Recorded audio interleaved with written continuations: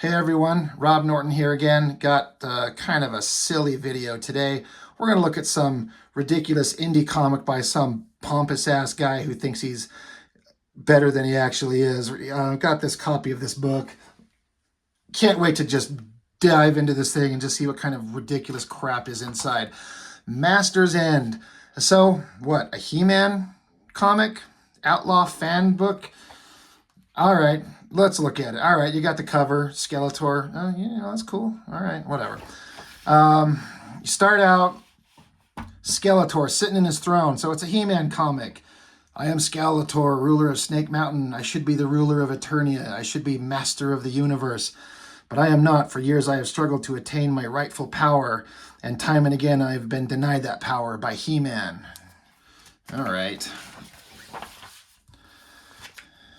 So the story is Skeletor's sick of not winning, being the ultimate villain, the master of the universe, like he's always trying to do in that ridiculous 80s cartoon. So much so that even his minions have shown up to tell them that he's failed and are going to take over. And this pisses Skeletor off. He's had enough. So he decides to, well, start murdering them. He blows her away, snaps Beastman's neck. You got Triclops there, rips basically his head off, and then you got Trapjaw. He rips off his robotic arm and his jaw. All right, well, we're off to a violent start.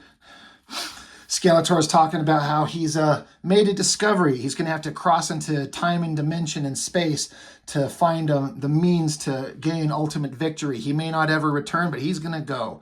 All right, whatever. Take off, Skeletor. Get lost. He-Man watching from a precipice as Skeletor leaves Snake Mountain. Okay, whatever. 1 year later, He-Man, Man-at-Arms, Teela, they're sitting around saying how things are kind of quiet. Skeletor disappeared, a lot of the villains vanished, and everything's kind of quiet. They don't really get what's going on. Boom, suddenly Skeletor reappears after a year. He's there. They're going to take him into custody. They're accustomed to handling him, but shit, Skeletor blows away Man-at-Arms and Teela right there. He-Man's freaking out. He's going to turn into He-Man. Skeletor blows his hand off, and he refers to Adam as He-Man. Skeletor's back. He knows who He-Man is. What? Skeletor takes a minute to bash Adam through a table here and tells him that he knows who he is and that Skeletor has returned and he's about to take everything he's always wanted, and if anyone gets in the way, he'll kill them. Trust him, he's a man of his word. Cut to Grayskull. We got the sorceress Falcon flying around. The sorceress, she's there. She senses something is amiss. She wanders through the castle. Something's wrong. She doesn't know what. Skeletor appears behind her and says her name. She swipes at it, but it's like a ghostly apparition. Nothing there. He appears behind her again. Sorceress. She swipes at it, and she's like, oh, you're just projecting an image of yourself trying to scare me. You're a coward, as usual. Big glowing face. Don't want to ruin the surprise over here. Skeletor says, I'm here. I'm about to win everything. I'm going to take over. She's like, whatever. We're going to fight you and win like we've always done. He's like, oh yeah? Come to the front of the castle. So look what I brought with me. He says that he's crossed space and time and dimension and brought back the most powerful weapons that he could find. And he's brought with him Voltron. How the hell does that happen? Meanwhile, Adam is back here. Orko shows up. Stupid Orko. What the hell's going on? Adam, he's shocked that all this has gone down. He's crying. His friends are dead. He's missing a hand. He thinks that he might be healed by the power of Grayskull. He regenerates his lost hand, which he was even kind of shocked that worked. He-Man tells Orko, teleport me to Grayskull now. Cut back to Grayskull. Voltron lifting his sword and crushes down onto Grayskull itself. Skeletor's cackling and happy. He's finally winning everything that he's always wanted to do. Bright flash of light behind Voltron. He-Man flying through the air. Bam! Decks Voltron in the face. Blows his eye out. Shatters his metal structure of his head there. Voltron falls to the ground. Takes a swipe at He-Man, who dives away. And He-Man, in a rage, continues to attack and jumps at Voltron. The battle to come. Meanwhile, Grayskull, after the attack that it suffered so far, It's on fire. It's burning. The sorceress drops down. Skeletor, this will end. He's saying, yes, indeed it shall. My time has come. She says, I know that you've killed our friends, but we will defeat you. This is the end. We will stop you once and for all. And so Skeletor's like, yeah, it is the end. Let me show you the other weapon I brought. It was the source of power for an entire race of people collected together in a single object. They called it the Eye of Thundera, and it is part of his weapon set now. Master's End, Chapter 1. What the hell was that? So, obviously, some of you know, some of you don't. This is my book. This is a fan comic I've been working on for years. And this is the first issue. In a way, when I first decided to do this, I was going to, I had them broken down into chapters, and they were done this way. I brought in my brother, John Norton, because in issue 2, you see who's on the cover, there's a little side story, and I wanted to get drawing the entire thing, so I brought my brother in to draw the side story in issue 2, and then I do issue 3, and we initially published them as 3 separate books, but as I always kind of had in my mind, I kind of wanted to put them together into one, so we subsequently have reprinted everything, all 3 of these, into just one volume here, Master's End, Volume 1, something like 80 pages, whole bunch of story going on in here. This is something I've been working on for a long time. The basic idea is that years and years ago, for my birthday in my early 30s, my brother John actually gave me a collection of DVDs of the original He-Man cartoon, which I grew up with as a kid and was one of my favorites. It was He-Man, Transformers, Thundercats, Voltron. Those were the best things ever. He-Man wasn't necessarily my favorite. Transformers was my favorite, but He-Man stood out there. But I got these DVDs and I started watching them, and man, what a jump back in time that was. The music, the voices, the stories, the animation, hand-drawn stuff looked great. The only thing that wasn't great was that the stories were obviously written for, 8 to 10-year-old boys in the 80s. So they were very dumbed down and harmless and childish, and that's okay. That's not a negative. That's exactly what they were designed to be. They're not trying to be anything that they're not. But what I'm doing here is a fan comic, as you saw, very violent. This is just me doing a version of it that I would like to see. The child in me that liked to watch the cartoon would now like to see something a little bit more serious and adult. And that's what I'm doing. I think of it as like anybody who, again, grew up in the 80s with the cartoons. There was a Transformers cartoon, and then they did that animated movie, and it was a much more serious movie. Characters died, it was violent, there was cussing. That's kind of what I'm doing with this.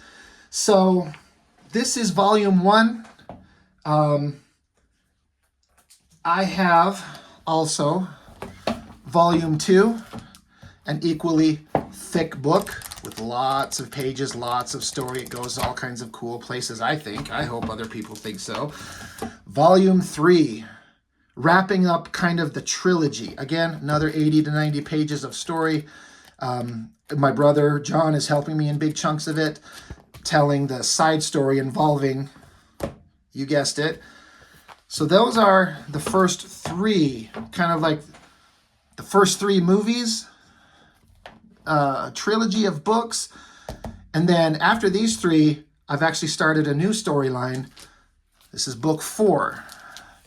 That's what I'm working, or that's the most recent one. I am very deep into book 5. I'm about 70 pages into it with another 20 or 30 to go, and book 5 will be coming soon. And then after that, I'm going to have book 6, which will wrap up the entire story. Why am I doing this? Why am I doing a fan comic on a property I can't own or keep or really sell or do anything with? I don't have an answer to that, except for I'm having the most fun I've ever had in my life drawing comics. I was born in 77. I just turned 46. I've been drawing stuff for as long as I've been an early teenager. But this is the funnest thing I've ever done. And it's just a story I want to tell. I'm so far into it. I've had several people tell me, stop doing this. You can't do anything with it. And they're right.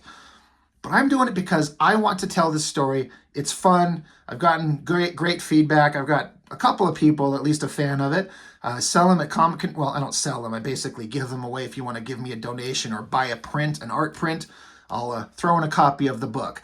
I don't sell them, but I get them in people's hands. And I've kind of adopted a lot of these characters. Like you got Fisto, Trapjaw, Strongarm, Jitsu. With the exception of Trapjaw, these other guys, like they're kind of really nobody. So I've kind of adopted them, given them different storylines and character arcs and turned them into kind of my own characters. I kind of think of them as my own characters because they're not who they were in the cartoon exactly, but that's where the origin starts. That's kind of where I start the story from, and I just start adding backstory and character and all kinds of various things to make them interesting to me. I've got what I think is an interesting story building off into here. Like the first one was a big major story, but then the second part of the story starts here and goes into some places that deals with the aftermath of everything that happened. And I think it's going to go into some fun, interesting places. So yeah, I just wanted to put it out here that I might be talking about comics, but I also make them. And so I do have a little bit of an idea of what I'm talking about. Obviously, I'm no professional. I don't work for any major company or anything like that. I'm okay. I'm not great, but this is fun. If you're interested, send a message to me. If you're interested in getting a copy of the books, I can get them to you. But this is what I'm working on, and it's great fun. And as always, maybe I'll get into more of these later. I'm going to do some videos where I show my artwork in progress. I'll do some time-lapse videos. You can see me working on my pages. I want to show my process. I want to show my tools. I want to talk about little tricks of the trade that I know. It'll be a little bit unique in that I just work on paper with pencil and ink. I don't do it digitally. So I'm a little bit of a standout in that way. It's kind of irrelevant. It doesn't matter. Anyway, that is all I have for right now. Sorry I started this out on such a stupid kind of like, I'm going to make fun of this idiot's comic. I just literally thought of it the second before I started turning on the camera. Just trying to be stupid. Anyway, this is my work. This is who I am. This is what I love to do. And if you're out there and you like to draw and do anything creative, just go do it. If you're a creative person, you know what it means to like have that desire and that urge, like you have to do this. I had a friend of mine tell me one time, she's like, you're a comic artist. I'm like, well, not really. She's like, no, even if you don't do it for a living, even if it's just like something you do on the side, a comic artist is what you are, even if it's not a profession. And like, that moved me. That was important for me to kind of hear, because she's right. I might have to work a regular job like everyone else to make a living, but telling stories in comic book form, that's what I am. And I know there's a lot of you out there that are the same way. So go create stuff, go make things, go draw comics, go do a painting, go do sculpture, go make music, go sing, do all of the creative stuff that's important.